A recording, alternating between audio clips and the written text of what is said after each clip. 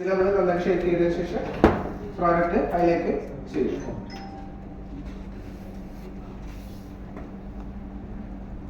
Hair MOS എടുത്തതിന് ശേഷം നമ്മൾ ഇമ്മീഡിയറ്റ്ലി തന്നെ അപ്ലൈ ചെയ്യാം. നമ്മളത് കഥ പറഞ്ഞ് നിൽക്കുവാണെങ്കിൽ അത് ഭയങ്കര പെട്ടെന്ന് തന്നെ മെൽറ്റ് ആയി പോകും. അതിങ്ങനത്തെ ഫോം ആയതുകൊണ്ട് പെട്ടെന്ന് മെൽറ്റ് ആവുന്നു. അതുകൊണ്ട് എടുത്തതിന് ശേഷം ഇമ്മീഡിയറ്റ്ലി അപ്ലൈ ചെയ്യാം. സെക്ഷൻ എടുത്ത് വേണമെങ്കിൽ ബ്ലോ ഡ്രൈ ചെയ്യാം.